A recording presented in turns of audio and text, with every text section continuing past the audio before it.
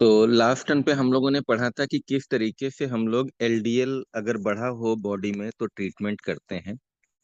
आज हम लोग बात करने वाले हैं कि अगर ट्राइग्लिसराइड्स लेवल बढ़े हो तो कौन सी मेडिसिन हैं हमारे पास, और या अगर एचडीएल कम हो तो कौन सी मेडिसिन हैं हमारे पास, राइट।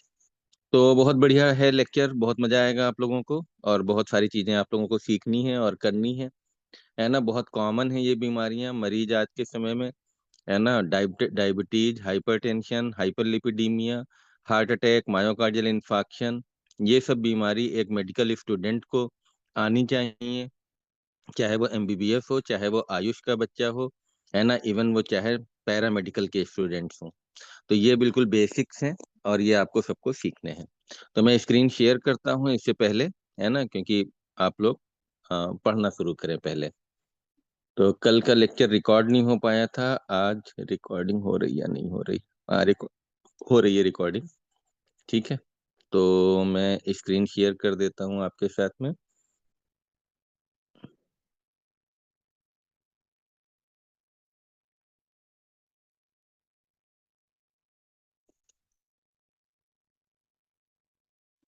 यस। तो अगर हाइपर ट्राइग्लिसरीडीमिया हो जाए, है ना, यानी कि अगर ट्राइग्लिसराइड लेवल बढ़ जाए, तो हम लोग कैसे कैसे ट्रीटमेंट करेंगे और क्या क्या दवाइयां हैं हमारी पास, राइट। तो आप देखो सबसे पहले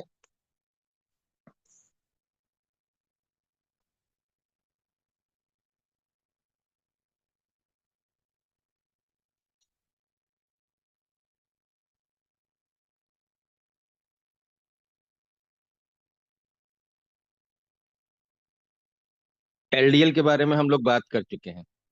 आज हम लोग किसके बारे में बात करने वाले हैं? ट्राइग्लिसराइड के बारे में बात करने वाले हैं। ठीक है।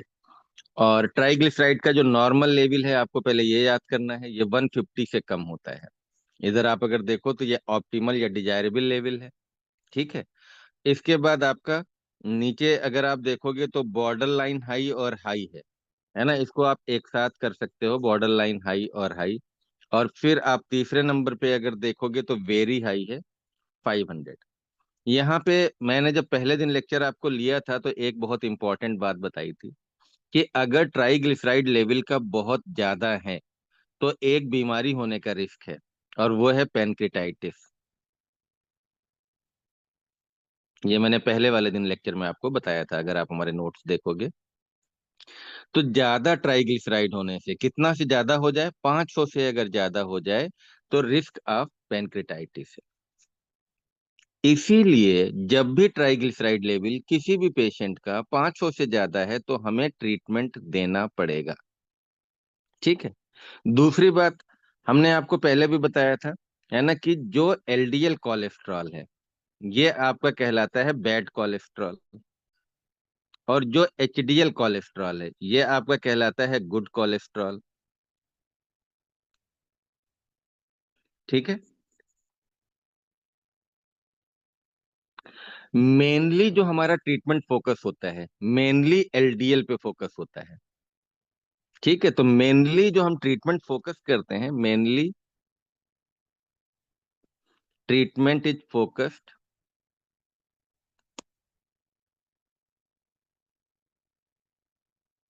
To reduce LDL, to reduce LDL.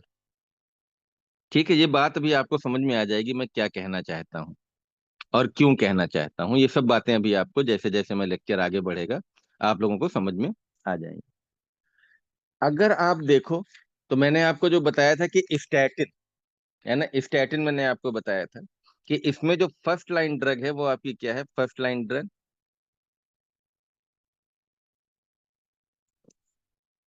Statin. कई सारे मैंने आपको स्टैटिन बताए थे। और स्टैटिन का जो नेट इफेक्ट है, स्टैटिन स्टैटिन एक्चुअली तीनों काम करता है, मैं ये बताना चाह रहा हूं। It decreases LDL, it decreases triglyceride, and also it increases HDL.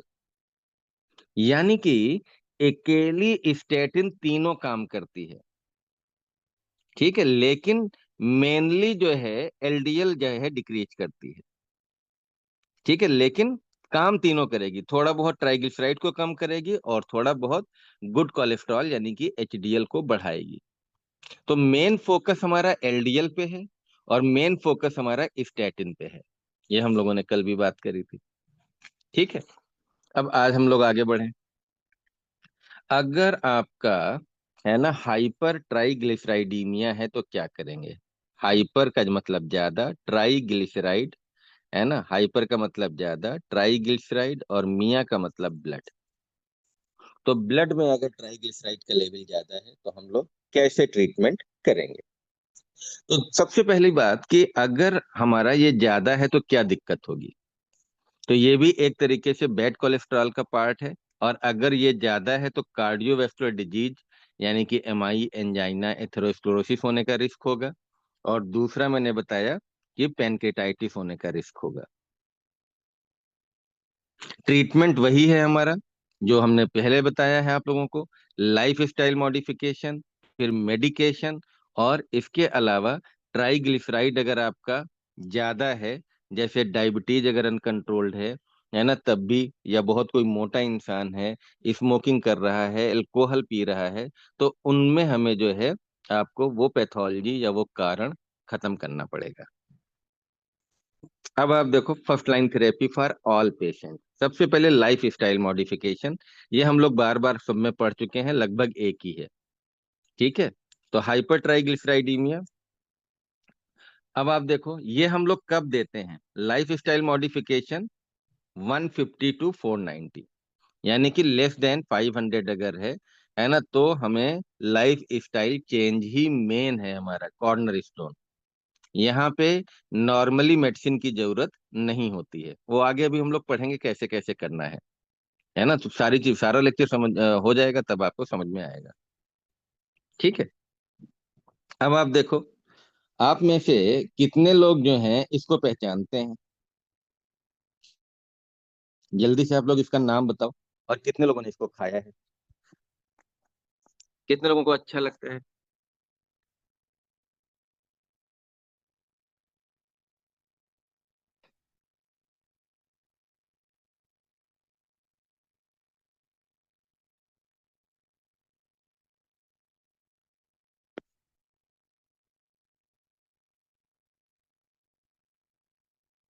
बहुत बढ़िया।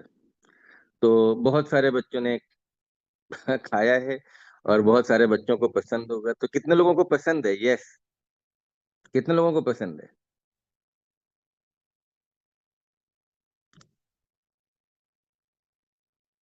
किसी को नहीं? झूठ मत बोलो भाई फैजिया। कितने लोगों ने खाया है?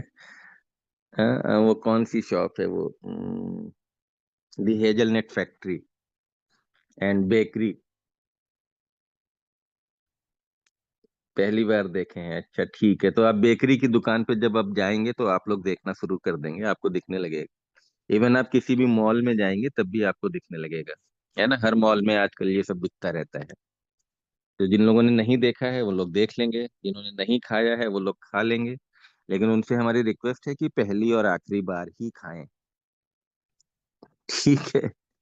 तो क्यों? क्योंकि ये आपको नुकसान करता है, ये कोलेस्ट्रॉल को बढ़ाता है, ये कोलेस्ट्रॉल को बढ़ाता है।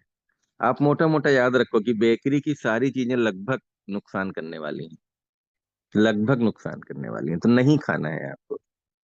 ठीक है, समझ में आ गई बात?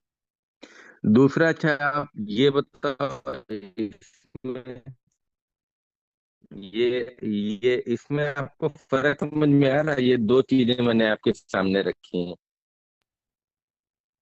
ठीक है, ये पहले दोनों चीजें हैं क्या? जल्दी बताइए, फटाफट बताओ तो मैं आगे बढ़ता रहूंगा।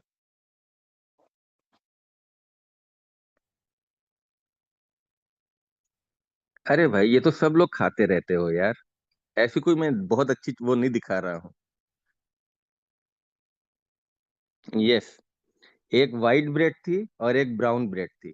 कौन सी अच्छी लगती है? कौन सी अच्छी लगती है आप लोगों को? एक वाइट ब्रेड है, एक ब्राउन ब्रेड है, अच्छी कौन सी लगती है? यस। बचपन से हम लोग कौन सी ब्रेड खा रहे हैं? व्हाइट ब्रेड खा रहे हैं। ठीक है। शुभम को ब्राउन अच्छी लगती है, दीपक शाक्या को ब्राउन अच्छी लगती है, वेरी गुड। ज्यादातर लोगों को व्हाइट अच्छी लगती है, मुझे भी व्हाइट अच्छी लगती है, खाने में बड़ी मुलायम और सॉफ्ट होती है। सैंडविच, सैंडविच आप लोगों ने खाए होंगे। सैंडविच किस ब्रेड का बनाते हैं? व्हाइट ब्रेड का बनाते हैं या ब्राउन ब्रेड का बनाते हैं? तो व्हाइट ब्रेड के सैंडविच होते हैं, आपने देखा होगा।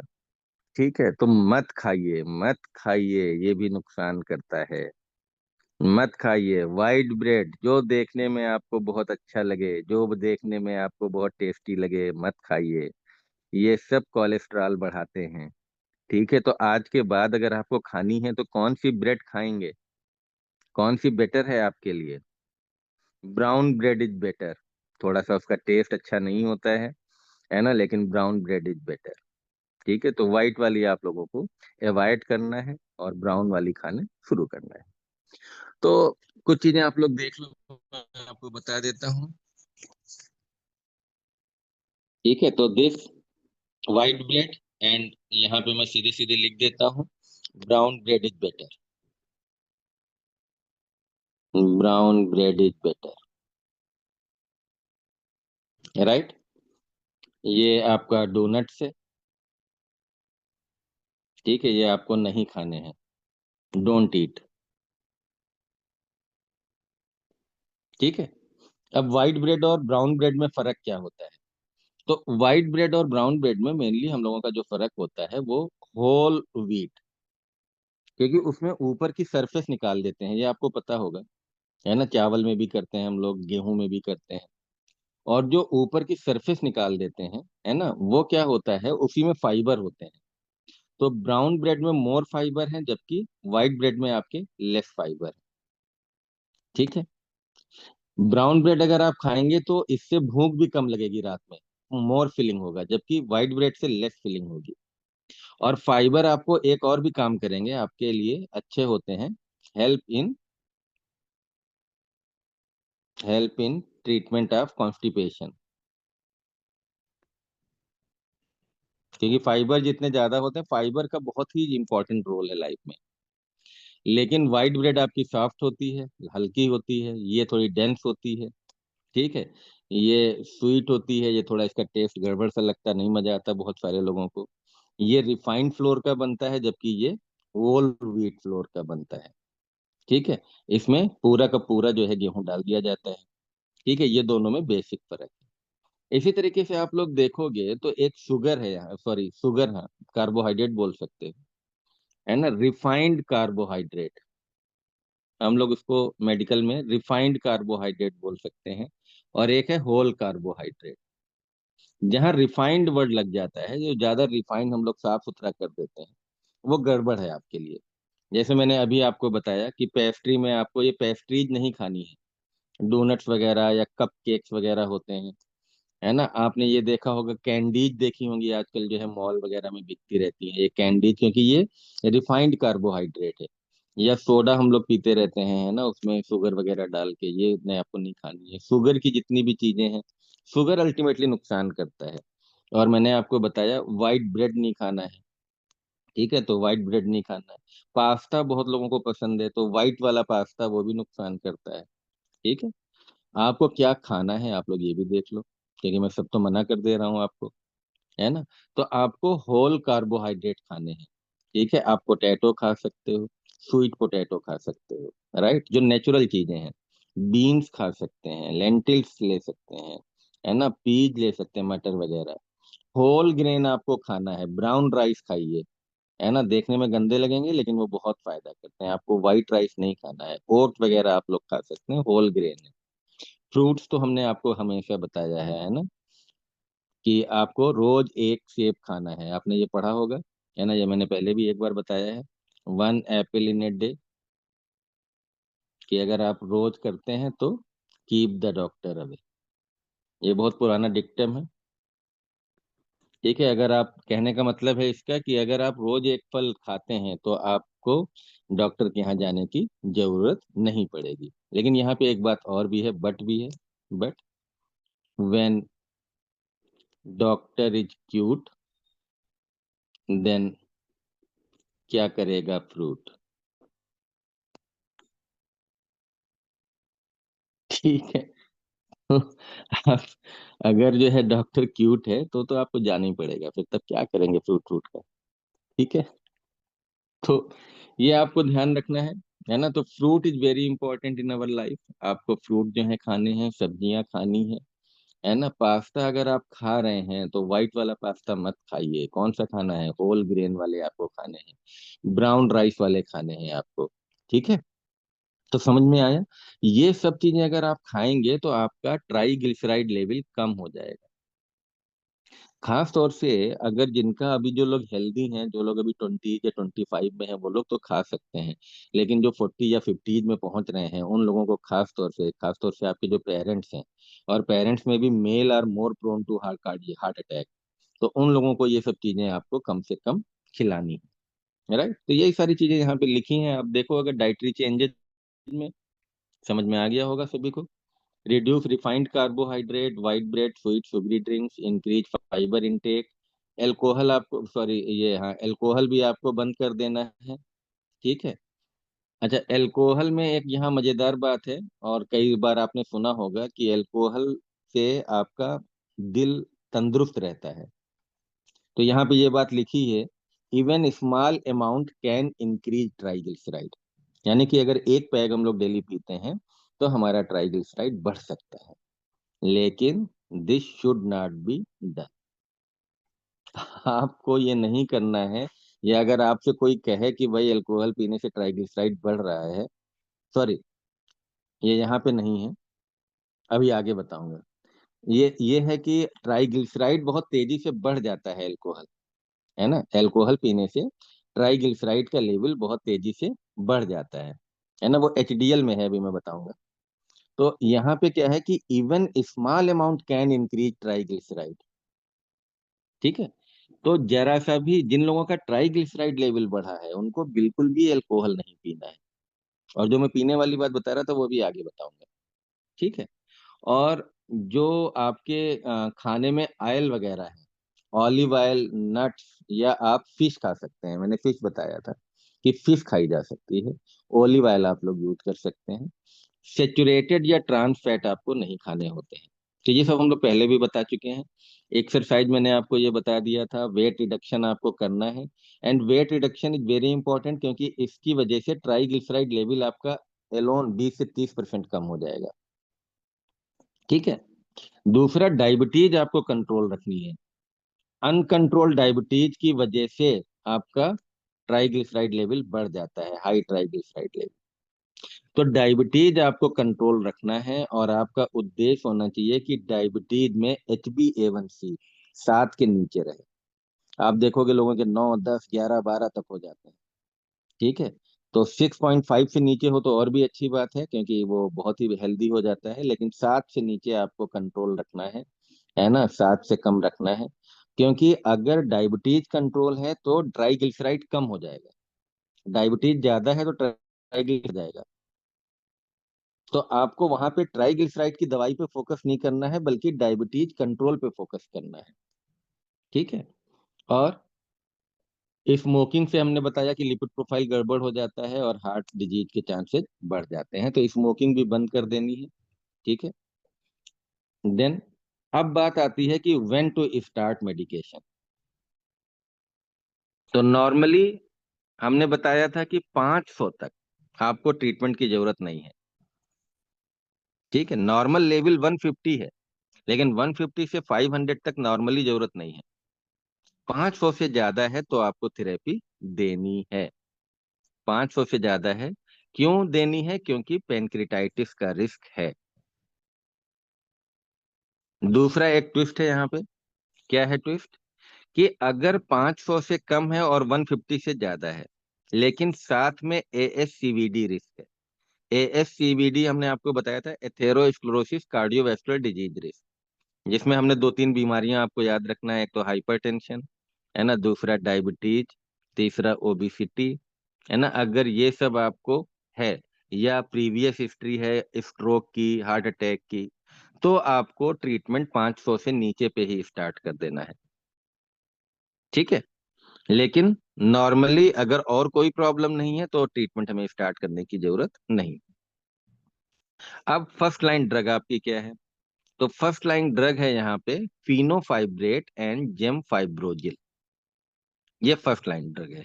जैसे एलडीएल के लिए फर्स्ट लाइन क्या थी? स्टैटिन।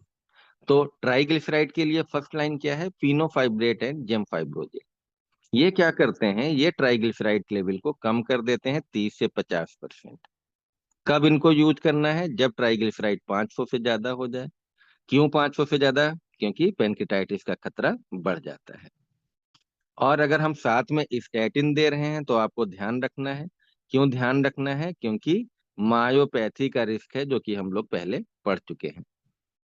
राइट। फिर यहाँ पे भी एक ट्विस्ट है, भी आगे हम लोग समझेंगे कि फिनोफाइब्रेट जब 500 से ज्यादा है, लेकिन अगर एलडीएल भी बढ़ा हुआ है, तो हम लोग स्टैटिन ही प्रिफर करेंगे। अभी आगे देखेंगे, बहुत सारी चीजें हैं।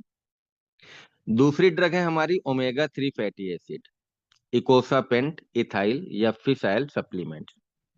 ये भी बहुत इफेक्टिव है। ये ट्राइग्लिसराइड आपका 20 से 50% तक ये भी आपको कम करती हैं। और इकोसापेंट इथाइल जो है, ये अभी जल्दी ही अप्रूव करी गई है। ठीक है, तो ये भी दे सकते हैं। ओमेगा 3 भी हम लोग यूज कर सकते हैं। ठीक है, पर ये उतनी पॉपुलर नहीं है, है ना। और जो ओमेगा 3 जो नॉर्मल आती हैं, उतनी डोज में इफेक्टिव नहीं है। इसकी जो मेडिसिन वाली हैं वो अलग हैं। ठीक है, तो वो सब धीमे धीमे आपको समझ में आएंगी चीजें। तीसरी जो मैंने आपको स्टैटिन के बारे में बताया था कि statin itself can reduce the triglyceride by 10 to 30%। ऊपर वो 50% तक कर रही थी, ये ज्यादा इफेक्टिव है। फाइब्रेट्स आपकी 30 से 50% है ना। लेकिन स्टैटिन भी ट्राइग्लिसराइड कम करता है। और अब देखो यहाँ पे जो मैं ऊपर बता रहा था आपको, ये लाइन आपको याद करनी है। क्योंकि ऐसा बहुत कम होता है कि किसी मरीज का केवल ट्राइग्लिसराइड बढ़ा हो। मरीज आएंगे तो उनके दोनों बढ़े होंगे, है ना, बोथ एलडीएल एंड ट्राइग्लिसराइड। और जब दोनों बढ़े होंगे तो आपको स्टैटिन ही देना है, आपको फाइब्रेट देने की जरूरत नहीं है। क्योंकि स्टैटिन एलडीएल भी कंट्रोल करेगा और ट्राइग्लिसराइड भी कंट्रोल करेगा। इसके अलावा स्टैटिन का जो सबसे बड़ा इंपॉर्टेंट रोल है वो मैं आपको बता चुका हूं, कि decrease the risk of heart attack, stroke, जिसकी वजह से डेथ के चांसेस कम हो जाते हैं। इसीलिए हमने कहा था कि अगर हार्ट अटैक या स्ट्रोक वाला कोई मरीज है तो स्टैटिन देना ही देना है, कि दोबारा हार्ट अटैक ना पड़े। तो स्टैटिन ही हम लोग ज्यादातर प्रिफर करते हैं घुमा फिरा के। अब आप देखो नियासिन के बारे में आ जाओ। नियासिन आजकल हम लोग नहीं यूज करते हैं, रेयरली यूज, रेयरली यूज। क्यों? क्योंकि नियासिन को भी हाई डोज में देना पड़ता है, और ये विटामिन B3 है। और जब हम उस डोज में यूज करते हैं तो फ्लशिंग या लीवर टॉक्सिसिटी के चांसेस होते हैं। तो ये बस पढ़ने के लिए है आपको, है ना, वाइवा के लिए है, आपको मरीजों में इसको देना नहीं है। एडवांस थेरेपी, दवाइयां वही मिला जुला के हैं, बस थोड़ा थोड़ा सा फर्क है। एडवांस थेरेपी में आपकी फिर से वही आ जाती है ना, दैट इज PCSK9 इनहिबिटर। ये भी हमने कहा था, आप बस पढ़ लो, आपको ये यूज नहीं करनी है। ये सब 35-35 हजार, 50-50 हजार की दवाइयां हैं। और ये normally day to day practice में हम लोग यूज नहीं करते। फिर मैंने आपको बताया था कि अगर बहुत ज्यादा है तो आपको एफेरेसिस कर सकते हैं। और तुम लोगों को याद होगा, मैंने एफेरेसिस के बारे में बताया था कि it is just like dialysis. जैसे हम लोग किडनी में करते हैं, ऐसे ही इसको करते हैं। और अगर ये कब करेंगे हम लोग? खास तौर से जब 1,000 से ज्यादा हो जाए आपका ट्राइग्लिसराइड और ड्रग से कंट्रोल ना हो, तो हमें फिर एफेरेसिस करनी पड़ेगी। फॉलो अप का आपको मोटा मोटा वही है, 6 to 12 वीक, जो एलडीएल में हमने बताया था, है ना। लगभग आप 2 मंथ समझ लो। तो एवरी 2 मंथ। ठीक है। और इसके अलावा आपको लीवर एंजाइम बीच बीच में करना पड़ेगा, क्योंकि दवाइयों से लीवर टॉक्सिसिटी होने के चांस हैं। और आपको डायबिटीज अपनी कंट्रोल रखनी है, तो ब्लड शुगर आपको देखना पड़ेगा। तो आई थिंक कि आप लोग समझ पाए होंगे। एक बार समरी देख लो आप लोग। तो अगर आपका ट्राइग्लिसराइड लेवल 150 से कम है, तो आपको कुछ नहीं करना है, नो ट्रीटमेंट। बस आप हेल्दी लाइफ स्टाइल, डोनट खाना बंद कर दें, व्हाइट ब्रेड खाना बंद कर दें, हरी सब्जियां और फल खाना शुरू कर दें।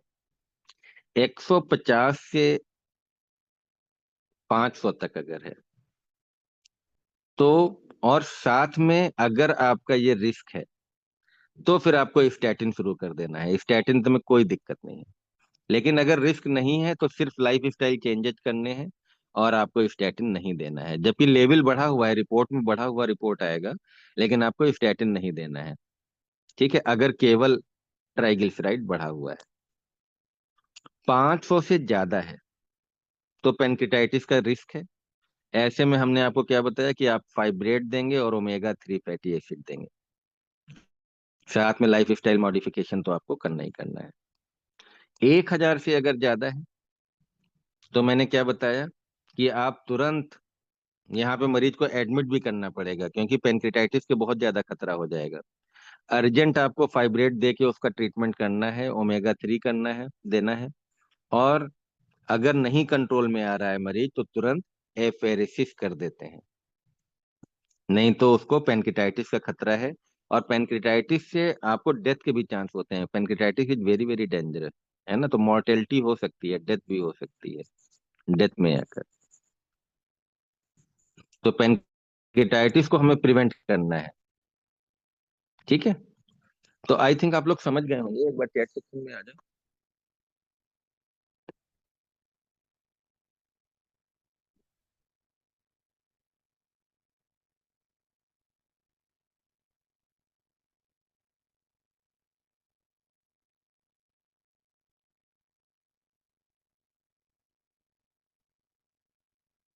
स्क्रीन नहीं आ रही थी क्या?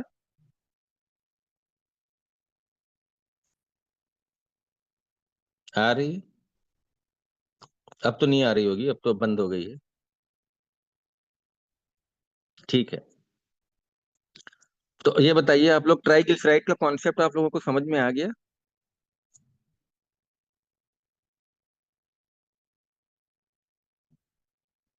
तो ट्राइग्लिसराइड लेवल कितने से ज्यादा हो जाए तो पेनक्रिटाइटिस होने का रिस्क है? 500 से ज्यादा। Very good. और अगर केवल ट्राइग्लिसराइड लेवल बढ़ा हुआ है तो हम लोग कौन सी ड्रग देते हैं? याद करा आप लोगों ने? कौन सी ड्रग देते हैं? फाइब्रेट्स। फाइब्रेट्स, ये याद कर लेना आप लोग, है ना, फाइब्रेट्स देते हैं। बार बार मैं इसलिए बोलता हूँ कि आप लोगों को याद हो जाए। तो फाइब्रेट्स हम लोग देते हैं, राइट। और अगर एलडीएल और ट्राइग्लिसराइड दोनों बढ़ा हुआ है तब क्या देंगे? स्टैटिन, क्योंकि स्टैटिन भी ट्राइग्लिसराइड कम करता है। तो चलो क्लिनिकल केस हम लोग देखते हैं। रिकॉर्डिंग ऑन कर देता हूँ मैं। रिकॉर्डिंग तो ऑन है, सॉरी, स्क्रीन शेयर कर देता हूँ।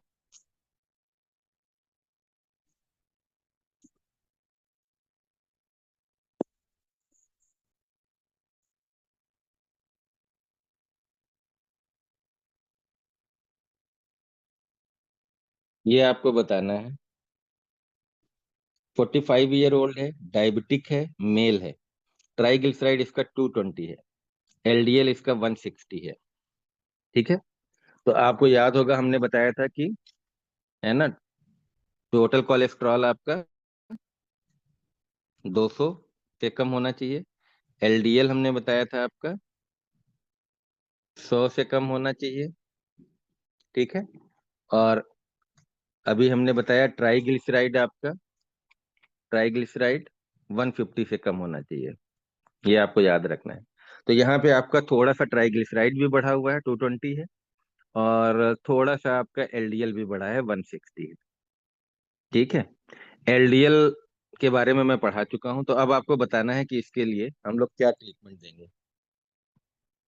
जल्दी से आप लोग बताओ, ट्रीटमेंट क्या देंगे, चैट सेक्शन में लिखो फटाफट।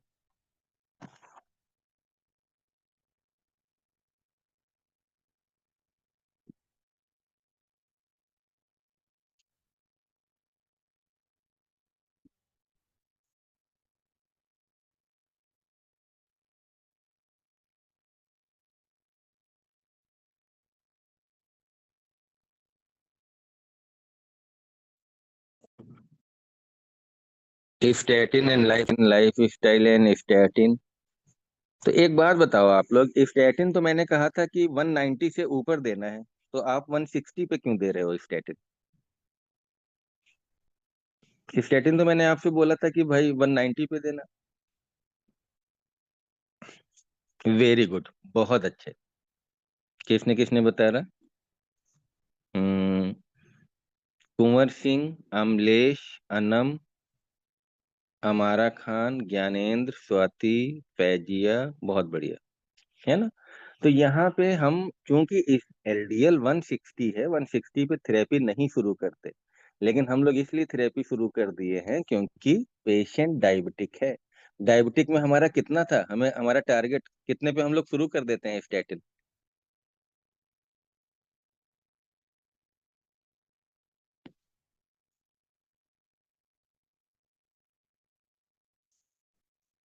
70 के ऊपर।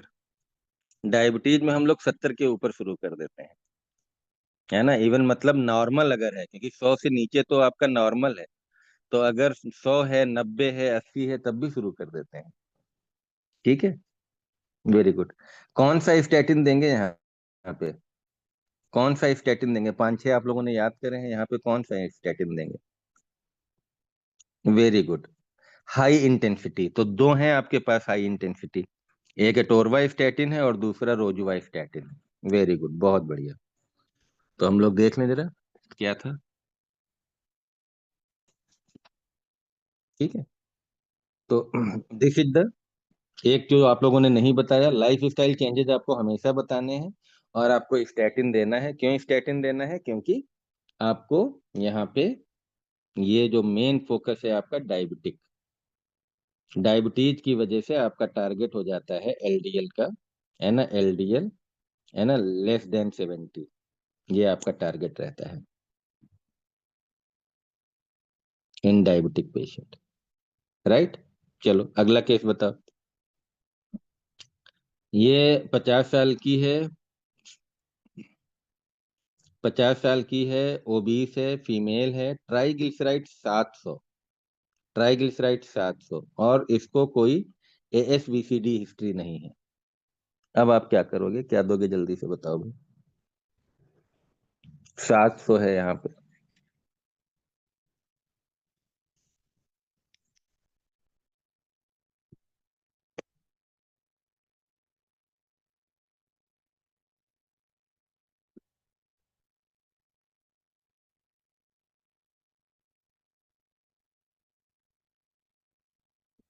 आफरीन ने बताया fibrate, Fauzia fibrate, Sanchit fibrate, life style modification fibrate, life. Very good. तो यहाँ पे हम लोग स्टैटिन नहीं देंगे। क्यों नहीं देंगे स्टैटिन? स्टैटिन क्यों नहीं देंगे? क्योंकि यहाँ पे ना तो एलडीएल की कोई बात करी गई है और ना तो उसको कोई रिस्क है। वेरी गुड, तो एकदम सही बताया आप लोगों ने।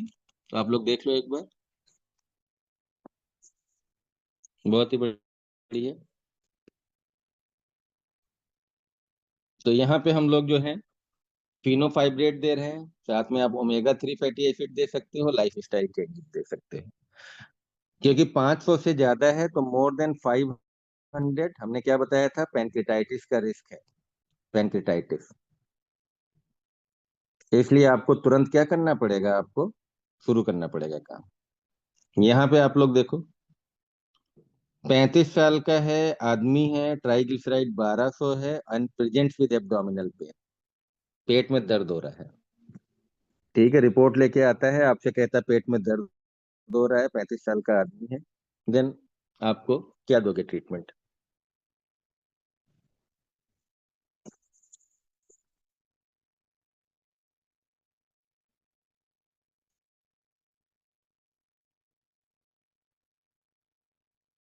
फाइब्रेट्स।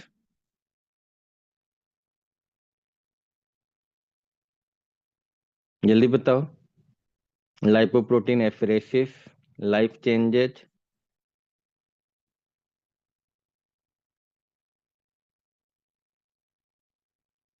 पेनकिटाइटिस के लिए रूल आउट करेंगे CT scan of abdomen to rule out acute pancreatitis. बहुत बढ़िया, बहुत ही बढ़िया। 1,000 से ऊपर है, ठीक है, तो पेनकिटाइटिस का बहुत जबरदस्त रिस्क है। और वो मरीज आके कह भी रहा है कि हमारा पेट दर्द हो रहा है। ठीक है, तो ये बहुत बहुत बहुत ही ज्यादा रिस्की मामला हो गया। ऐसे में मरीज को तुरंत एडमिट कर लेंगे, क्योंकि हमने बताया कि पेनकिटाइटिस में जरा सा चूके तो मरीज की डेथ भी हो सकती है। तो सबसे पहले कि आप हॉस्पिटल में एडमिट करो, सीटी स्कैन करा सकते हो आप पेनकिटाइटिस देखने के लिए। ठीक है, फाइब्रेट थेरेपी आपको अर्जेंट शुरू करनी पड़ेगी, और स्ट्रिक्ट लो फैट डाइट। ठीक है, क्योंकि हाई फैट डाइट हमारा प्रेसिपिटेट कर देता है। तो हाई फैट डाइट में प्रेसिपिटेट एक्यूट पेनकिटाइटिस।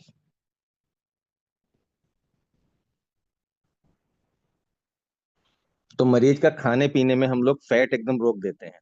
ठीक है, बहुत कम कर देंगे लो फैट डाइट।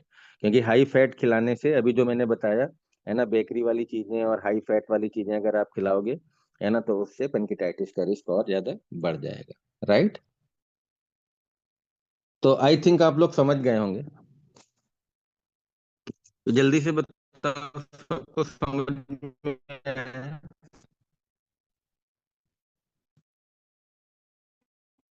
सबको क्लियर हो गया ना? अगर फाइब्रेट थेरेपी से नहीं आपका ट्रीटमेंट हो पा रहा है, कम नहीं होता है, तो फिर आपको एफेरेसिस भी करनी पड़ेगी। Very good. निश्चय, अम्लेस एंड अनम। अब हम लोग तीसरा ट्रीटमेंट पढ़ेंगे। कंटिन्यू करें या कल बताऊं? एचडीएल के बारे में, अगर किसी का एचडीएल कम है तो क्या करना है?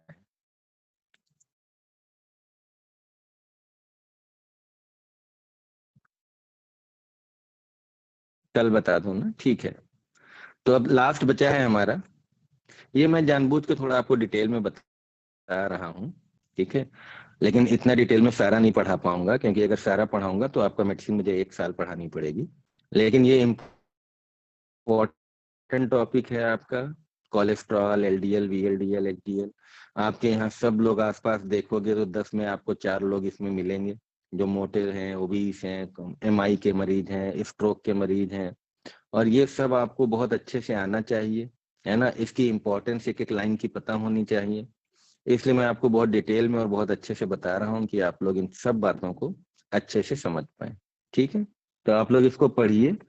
पीडीएफ आपके पास है, पीडीएफ का आप लोग प्रिंट आउट निकलवा सकते हो, है ना, क्योंकि प्रिंटेड है तो वो आपको आ जाएगा। और प्रिंट करके आपके हाइपरटेंशन का भी मैंने आपको शेयर करा था। तो इसमें वो वाले पन्ने मत निकलवाओ जो मैं लिख रहा हूँ, क्योंकि वो तो शायद आएंगे नहीं प्रिंट में। अदरवाइज आप अपने प्रिंटर से ये निकाल के, आपकी एक छोटी छोटी किताब है, आपकी एक बुक बन जाएगी, है ना। और या फिर आपको अपनी कॉपी पे सारा लिखना पड़ेगा, तो लिखने में तो काफी टाइम वेस्ट होगा आपका। तो बेटर है कि आप लोग प्रिंट आउट निकाल के पढ़ लें। ठीक है, बच्चे पूछ रहे थे जी रिकॉर्डिंग और पीडीएफ कहाँ पे मिलेंगे। तो अभी तो मैं आपको उसमें शेयर कर देता हूँ यूट्यूब पे, यूट्यूब लिंक। लेकिन कल मैं कोशिश करूंगा कि इसका एक मैं कोर्स बना दूंगा। तो वो ऐप पे जो लोग क्लास नहीं कर पा रहे हैं, लाइव क्लास नहीं कर पा रहे हैं, वो लोग वहां पे रिकॉर्डिंग से पढ़ पाएंगे। ठीक है, तो फिर डिटेल में कल शेयर कर दूंगा आप लोगों को। राइट। तो ओके, बाय बाय। कोई क्वेश्चन है तो आप अभी पूछ सकते हैं। Any question? तो आप लोग माइक ऑन करके भी पूछ सकते हैं। यस।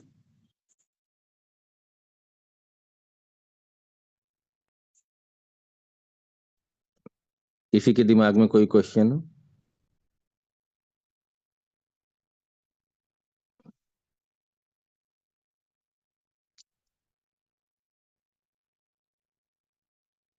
किसी को कुछ नहीं पूछना है? ठीक है।